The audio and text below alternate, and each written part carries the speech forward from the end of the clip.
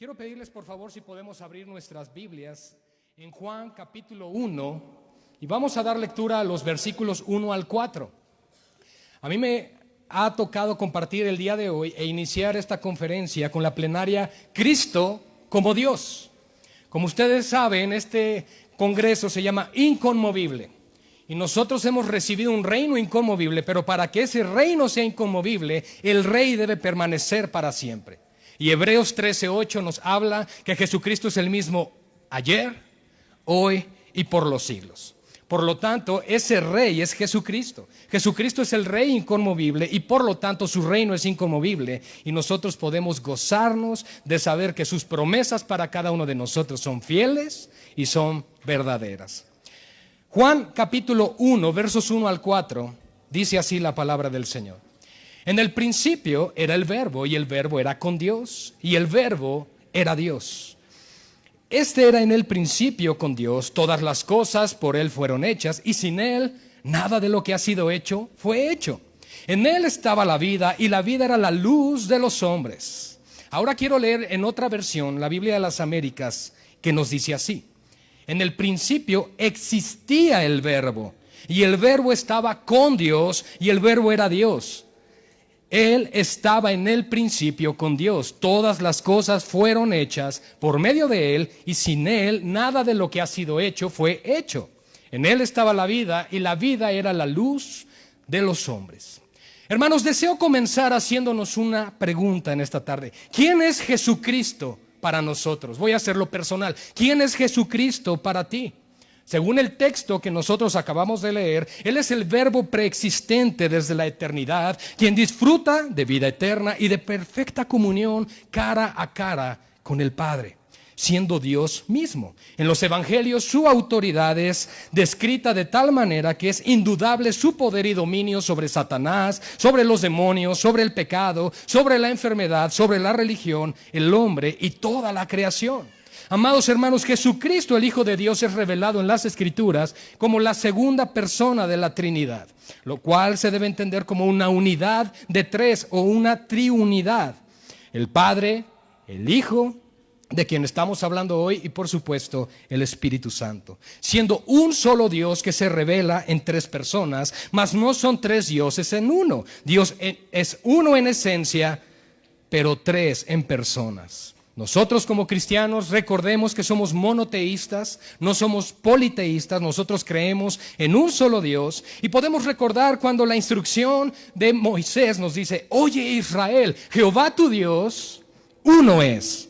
Además, Santiago en el Nuevo Testamento también nos dice, ¿crees que Dios es uno? Bien haces. Ahora les quiero dar un breve contexto de la divinidad de Cristo desde su encarnación.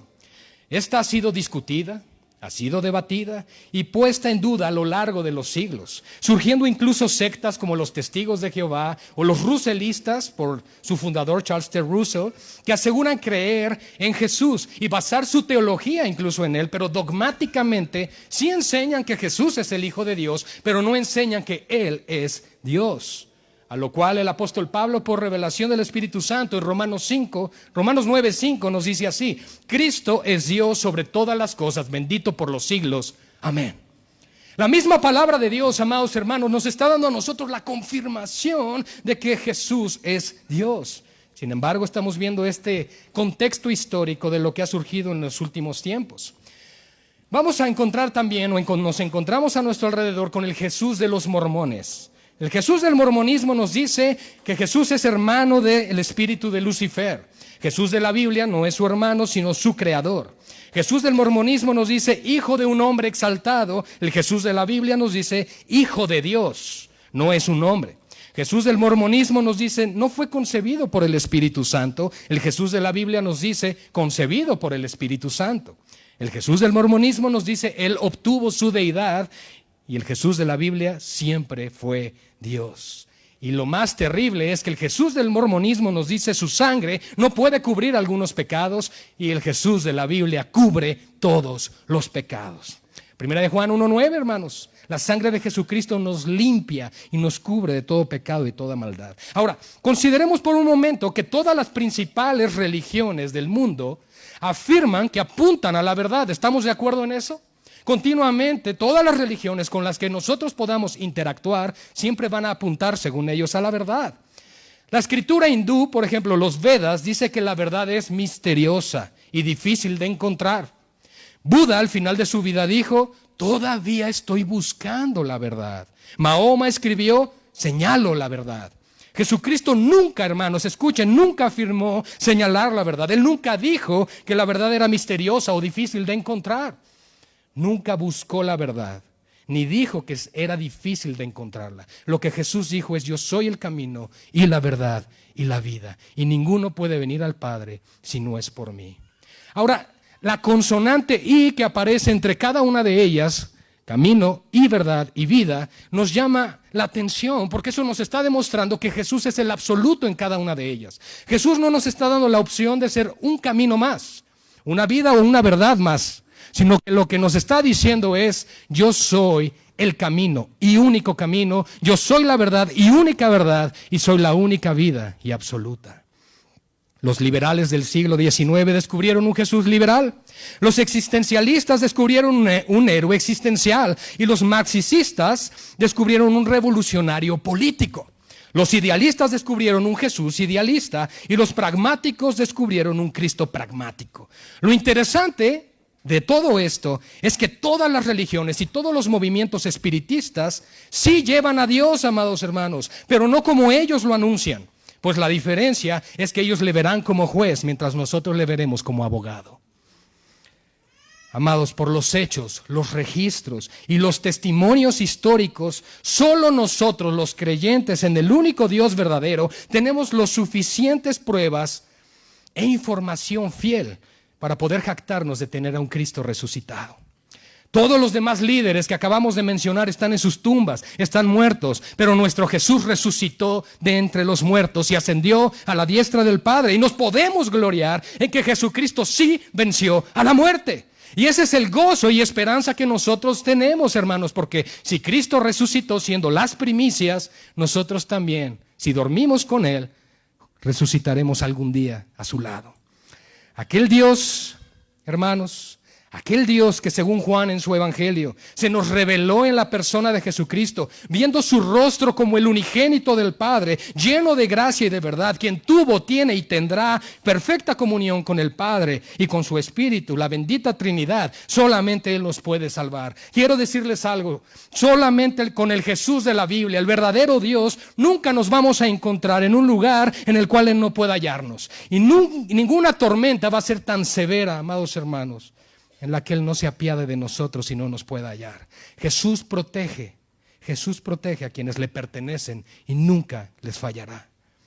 Cristo es Dios, hermanos. Y si nosotros no tenemos esa seguridad en nuestro corazón, si no viene a ser una convicción y un fundamento de nuestra fe cristiana, entonces estamos edificando sobre la arena. Nuestra fe, nuestra confianza y seguridad no tendrán realmente un fundamento sólido. Solamente Cristo puede ser el fundamento sobre el cual tú y yo podemos edificar, porque solamente Jesucristo es el Señor.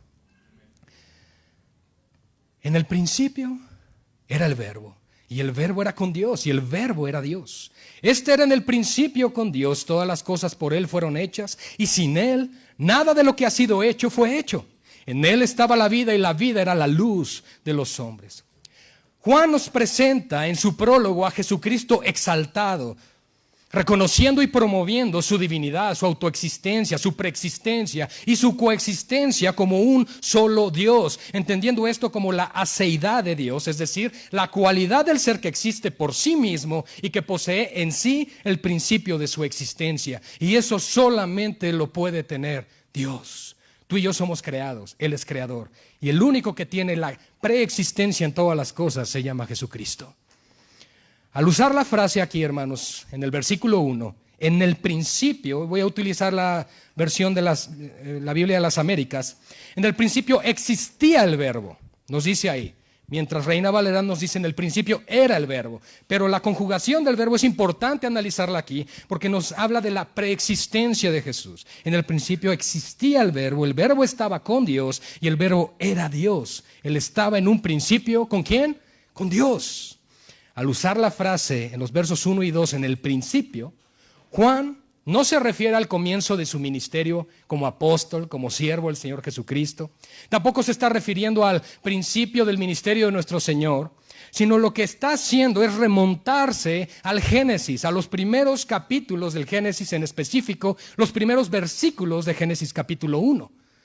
Ahí Juan lo que nos está dando en este verso paralelo es recordar que en la Torah, que en el Bereit, que es en el principio, Jesucristo ya existía. Todo lo que existe tuvo un principio, el cual, según la narrativa de Génesis, proviene del poder de nuestro Dios poderoso. Con la palabra de su poder, eso significa Dios habló. Si tú te das cuenta, hermano, todo lo que existe es simplemente porque Dios habló. Todo tiene su razón, todo tiene su causa y todo eso descansa en la persona de Cristo. El cronos, el tiempo que tú y yo conocemos el día de hoy, ese tiempo apareció ¿cuándo? En el principio. Antes no existía el tiempo. Existía el tiempo, el kairos, que nosotros ubicamos como el tiempo perfecto de Dios, pero el cronos que tú y yo tenemos, lo cual nuestra humana y limitada capacidad nos ayuda a entender solamente como el pasado, el presente y el futuro, apareció en el principio. La ciencia moderna, por ejemplo, representa el universo en 5 términos: tiempo, espacio, materia, energía y movimiento. Verdades que, dicho sea de paso, le fueron reveladas a los antiguos hebreos alrededor del 1450 a.C. En el principio, tiempo. Creó Dios energía. Los cielos, espacio, y la tierra, materia, y el Espíritu de Dios se movía, movimiento. Cuando Juan nos dice, por lo tanto, el verbo era Dios o la palabra era Dios, no está diciendo que el verbo fue creado durante los 6 días de la creación, sino que nos dice que en el momento cuando esa creación tuvo su momento de aparecer, cuando fue, Cristo ya existía. Hermanos, eso es lo importante del inicio de esta conferencia. Yo así lo quiero ver, porque necesitamos fundamentar nuestra creencia en que Jesucristo es eterno, que Él es el eterno Dios. Él es el Adonai, Él es el Señor sobre todas las cosas. Él siempre ha sido, es y será. Y nosotros como cristianos necesitamos reconocer y entender que solamente en Jesucristo tenemos esperanza de vida eterna. De hecho, podemos afirmar que la idea principal, incluso de Juan en su prólogo del Evangelio, según él, y al decir según él no es que es algo que a él se le ocurrió, sino que él nos está narrando, nos está relatando lo que él vivió con nuestro Señor Jesucristo. Él en sí no quiere enfocarse a cuándo fue ese principio, porque el énfasis que él quiere dar cuando haya sido ese comienzo es que el verbo ya era, el verbo ya existía. Nos habla de esa preexistencia del verbo, del logos de Dios, antes de ese suceso de la creación. La conjugación del verbo ser en el indicativo era Dios, es en el tiempo indicativo pretérito imperfecto, Él era. En el presente indicativo nosotros decimos Él es, y en el futuro indicativo decimos Él será. Resumimos, por lo tanto, que nuestro Señor Jesucristo es eterno y es inconmovible. Hebreos 13:8 lo recordamos nuevamente. Jesucristo es el mismo ayer y hoy y por los siglos. Por lo cual, amados hermanos, Él era, Él es y Él será siempre el Señor. Juan 1:9, ahí mismo en su capítulo, en el primer capítulo de Juan, nos dice: existía la luz verdadera que al venir al mundo alumbra a todo hombre. Juan tuvo en su corazón dejarnos a los futuros creyentes la verdad que sostiene a la fe cristiana. Jesús es el eterno Dios y solo Él puede salvar. Juan el apóstol, así como los demás apóstoles, al igual que nosotros en el día de hoy, tuvieron que luchar, tuvieron que lidiar con diferentes Jesús que existían en aquellos días. Es decir, el Jesús que cada quien se crea en su mente, quebrantando de esa forma el segundo mandamiento.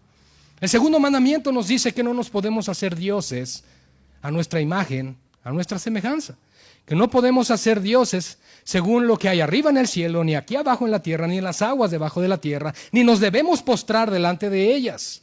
No las debemos honrar ni adorar, etc. ¿Por qué, hermanos? Porque nosotros creemos en un solo Dios que se ha revelado cronológicamente y eventualmente a lo largo de toda su palabra, pero que se ha revelado como un solo Dios.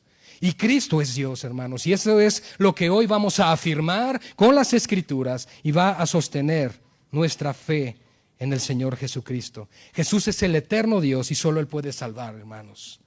Según esta doctrina, por ejemplo, una que apareció en el primer siglo, el gnosticismo o los gnósticos, según ellos, los creyentes no se pueden salvar por la fe en el perdón que Dios otorga por gracia mediante el sacrificio de nuestro Señor Jesucristo, sino que ellos dicen que nos salvamos mediante de la gnosis, el conocimiento introspectivo de lo divino, que es un conocimiento superior a la fe incluso. Ni la sola fide o la sola fe puede salvar, ni la muerte vicaria de nuestro Señor Jesucristo bastan para la salvación. Es una distorsión del evangelio de nuestro Señor Jesucristo.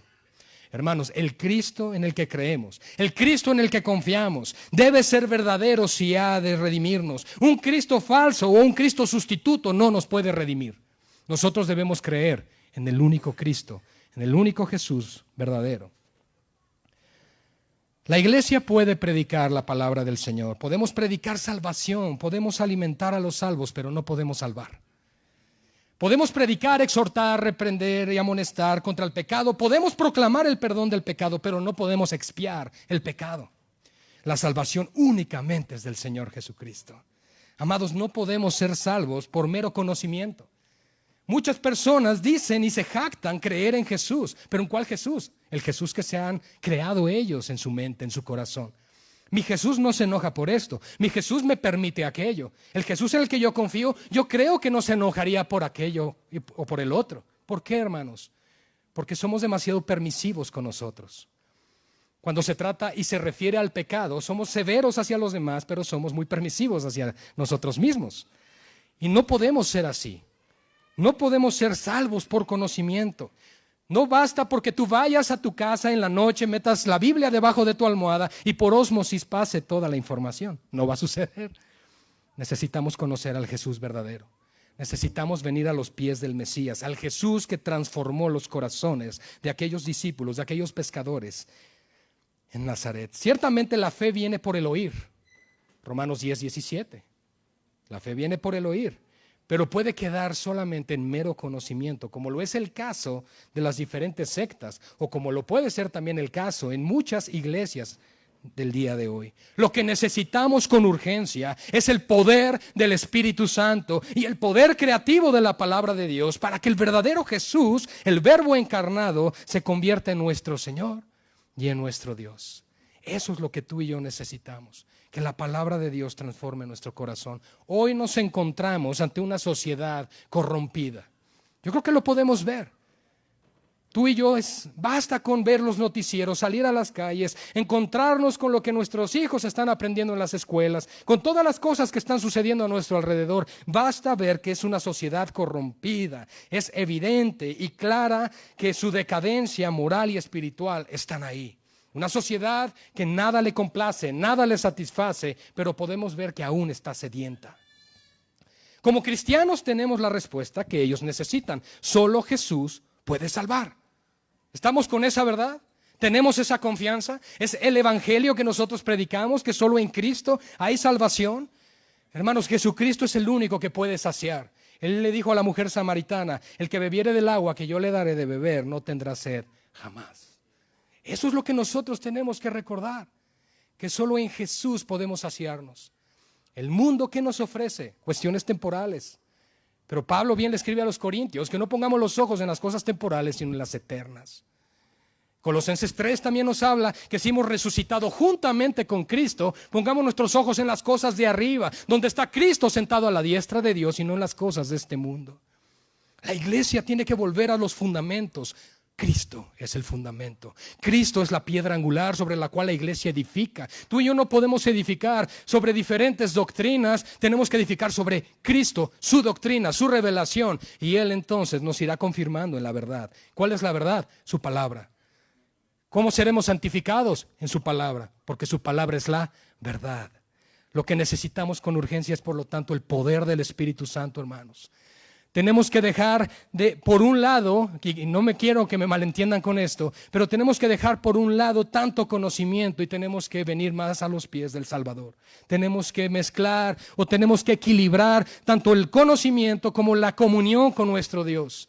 No podemos basar nuestra fe y nuestro cristianismo solamente en letra. tenemos que entender que servimos, conocemos y amamos a un Dios vivo. Y ese Dios vivo sigue hablándonos a través de su palabra, confirmando su palabra y edificando su voluntad, el carácter de Cristo y su mente en cada uno de nosotros. Si tú y yo no nos sometemos a ese señorío, si tú y yo no entendemos que Él sigue ahí guiándonos de la mano como niños que somos tan torpes en ocasiones, pero Isaías nos dice, aunque fuéramos torpes, no nos perderemos, no nos desviaremos. Ay, hermanos, qué sociedad nos rodea. ¿Qué situación estamos viviendo el día de hoy?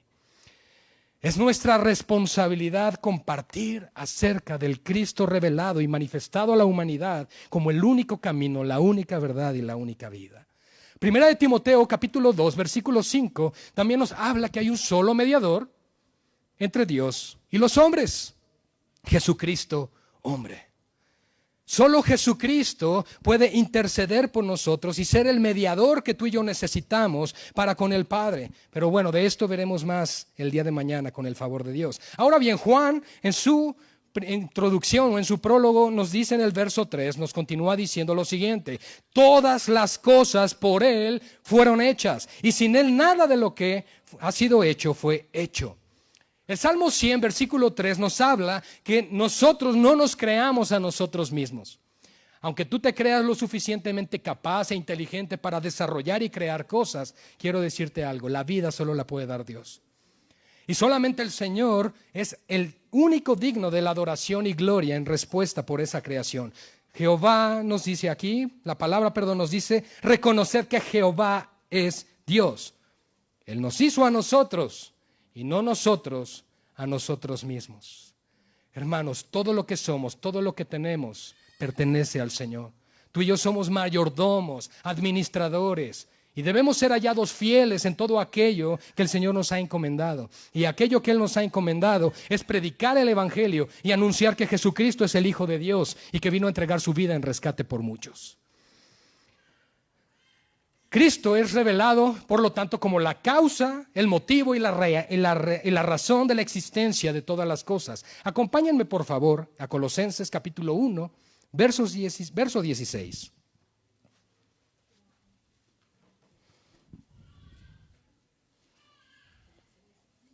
Colosenses 1:16, porque en Él fueron creadas todas las cosas, las que hay en los cielos y las que hay en la tierra, visibles e invisibles, sean tronos, sean dominios, sean principados, sean potestades, todo. La palabra todo, hermanos, es todo. Fue creado por medio de Él y para Él. Esto además nos muestra una gran verdad que nunca debemos de olvidar. Cristo es la razón por la cual tú y yo existimos. Sin Él no estaríamos en este lugar. Y podemos citar las palabras que el apóstol Pablo comentó a los griegos en el Areópago o en la roca de Hades, porque en Él vivimos y nos movemos y somos. Hechos 17:28.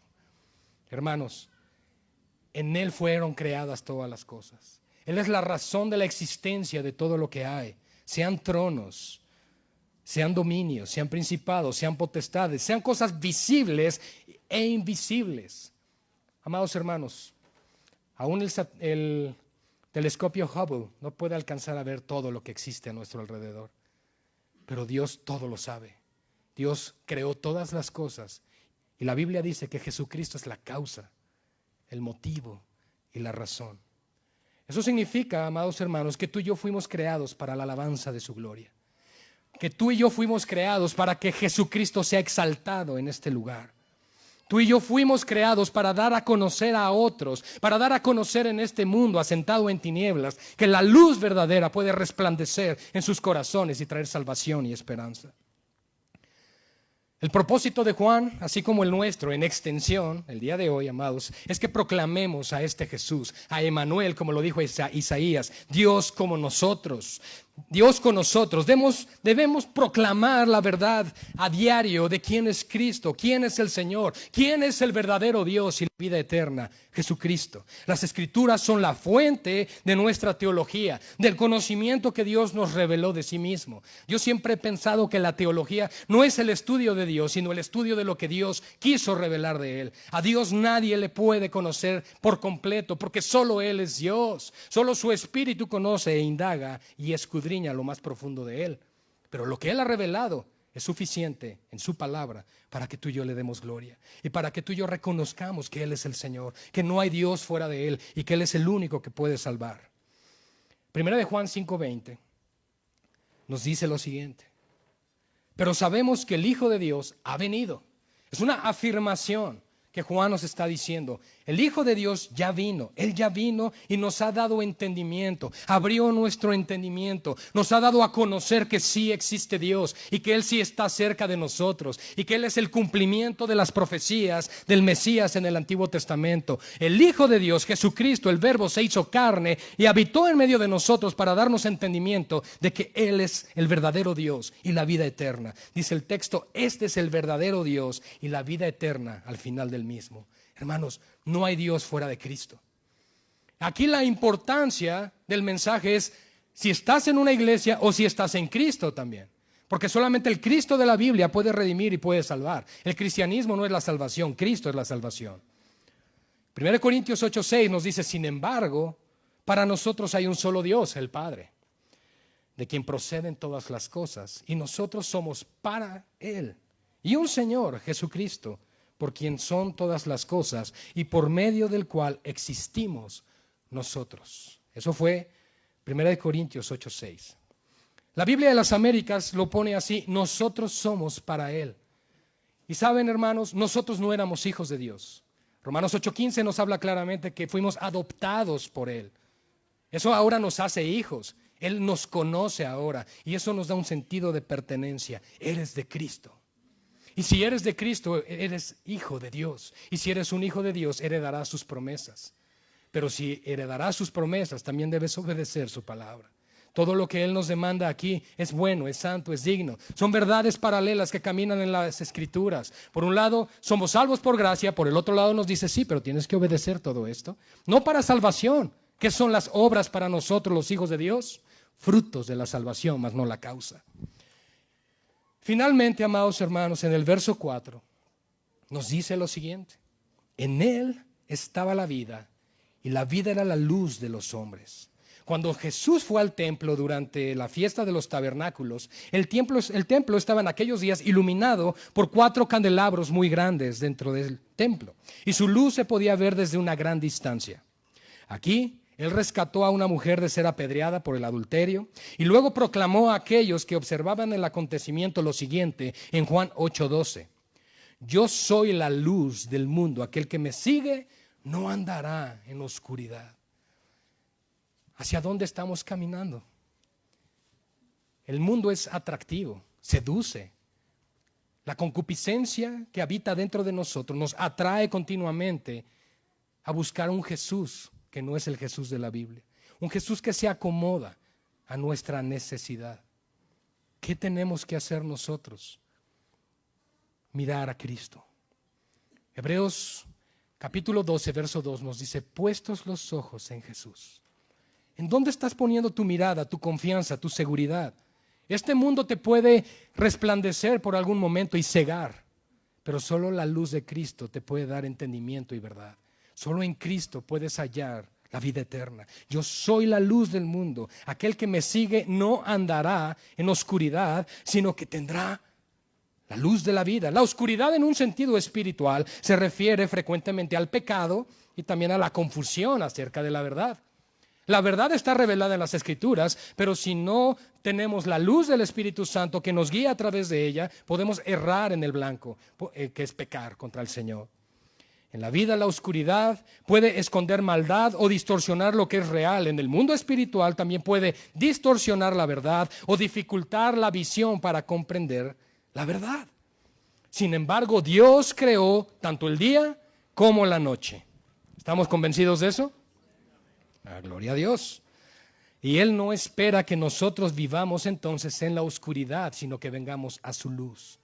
Esa luz resplandeciente solamente puede venir de Dios. Una luz que es capaz de derribar, de cegar a Saulo de Tarso con las convicciones tan fuertes que había en su corazón, de llevar presos a todos los cristianos. Y aún así esa luz resplandeció de tal forma que su única respuesta ante tal y tan impactante y tan gloriosa manifestación del Hijo de Dios fue: ¿quién eres, Señor? Pedro respondió al ser cuestionados los apóstoles por Cristo mismo en cuanto a su identidad: ¿ustedes quién dicen que soy yo? Él dijo: tú eres el Cristo, el Hijo del Dios viviente. Y en otra ocasión, cuando la multitud estaban con el Señor y Jesús les habló acerca de comer su carne y beber su sangre, pues se espantaron. Dijeron: no, esto no haya cabida en nuestro corazón, no haya cabida en nuestro raciocinio, no podemos entender eso. ¿Cómo que comer tu carne y cómo que beber tu sangre si no somos caníbales? Eso de pronto entonces provocó que comenzara a desertar las multitudes que seguían al Señor. Y Jesús volteó y vio a sus discípulos. Les dijo: Pedro, corre, se nos va la congregación. ¿Verdad que no? Gracias a Dios. ¿Qué fue lo que hizo el Señor? Volteó y los miró a ellos y les dijo: si ustedes también quieren irse, adelante. Eso a mí me lleva a comprender algo más. Jesús no nos necesita, nosotros lo necesitamos a Él. Hermanos, Él sigue siendo Dios. Aun si una bomba nuclear cayera aquí sobre nosotros, el día de mañana Él sigue en su trono. Él sigue siendo Dios, Él sigue siendo el Todopoderoso. Jesucristo es la vida y es la luz que alumbra a todo hombre. Él es la manifestación gloriosa de Dios entre nosotros. Y solo en Él podemos hallar la verdadera vida. Y no solo la seguridad de la vida eterna en un futuro, sino que además encontramos en Él el verdadero sentido de nuestra existencia en el aquí y en el ahora. Y quiero decirte algo hoy en esta tarde: si tú no tienes una razón para existir o para vivir en este mundo, vive para la gloria de Dios. Vive para Él, sírvele a Él. Él es valioso, Él es precioso, Él lo vale, Él es digno, Él es el Señor sobre todas las cosas. Iglesia, tenemos que volver a Cristo, amar a Cristo. Él es glorioso, Él es precioso, dice la Escritura, para todos los que creemos en Él. ¿Crees en el Hijo de Dios? ¿Amas al Señor con todo tu corazón? Vive para su gloria, ámalo, sírvele con todo tu corazón, entrégate a Él. ¿Saben? Preguntas tales como: ¿de dónde vengo? ¿Quién soy? ¿Y a dónde voy? Se responden inmediatamente en las palabras escritas por Juan, en 1 de Juan 5:12. Él dice: el que tiene al Hijo, tiene la vida. El que no tiene al Hijo de Dios, no tiene la vida. ¿De dónde vengo? Bueno, de mis padres, por supuesto, hombre y mujer, porque así debe de ser. ¿Quién soy? Bueno, en Cristo soy un hijo de Dios. ¿Y a dónde voy? A su gloria eterna. Como escribió John Bunyan, vamos camino a la ciudad celestial. Me dirijo hacia mi conclusión, mis hermanos. Saben, Jesucristo es sin duda alguna Dios. Y es Dios el Padre quien lo confirma en su palabra. No olvidemos que un principio fundamental del estudio de las Escrituras es que las mismas Escrituras se interpretan a sí mismas. No podemos encontrar una información fiel y digna de la Escritura sino en ella misma. Fuera de ella, bueno, puede haber estudios, puede haber libros, muy buenos comentarios bíblicos, pero es la palabra misma la que nos debe dar luz y entendimiento de lo que es verdad. Y vamos a encontrar nosotros en Hebreos capítulo 1, versos 5 al 8 lo siguiente, que es Dios mismo quien declara a Jesucristo como Dios. ¿Cómo es posible eso? Bueno, vamos a ver cómo dice aquí el texto. Versos 5 al 8 de Hebreos capítulo 1. Recuerden que el propósito del libro de Hebreos es exaltar y glorificar a Cristo por encima de los ángeles, por encima de Moisés y por encima de todas las cosas. Dice así el versículo 5 al 8 de Hebreos capítulo 1. Porque ¿a cuál de los ángeles dijo Dios jamás? Mi hijo eres tú, yo te he engendrado hoy, y otra vez yo seré a él padre y él será a mí hijo. Y otra vez cuando introduce al primogénito en el mundo dice: adórenle todos los ángeles de Dios. Ciertamente de los ángeles dice: el que hace a sus ángeles espíritus y a sus ministros llama de fuego. Ahora ojo con el verso 8. Mas del Hijo dice: tu trono, oh Dios, por el siglo del siglo, cetro de equidad es el cetro de tu reino.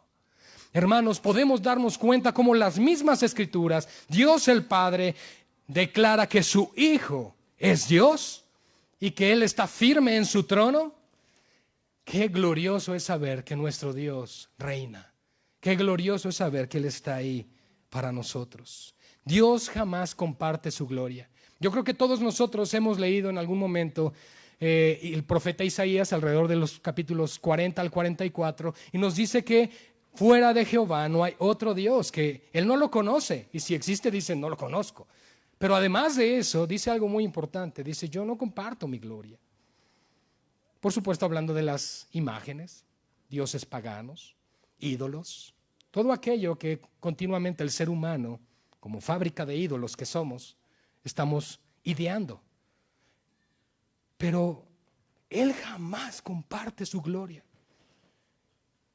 Pero a Jesús lo llama Dios, al primogénito, al unigénito Hijo de Dios. Le dice, tu trono, oh Dios. Hermanos, Jesús, la luz del mundo, el verbo preexistente, el creador de todo, quien murió en la cruz, es Dios, es nuestro Dios, el único que tiene el poder para salvar. ¿Lo crees?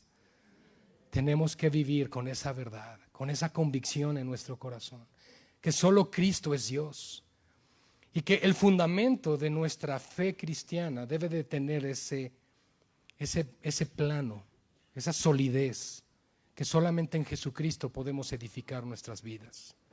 Jesucristo era antes de la creación.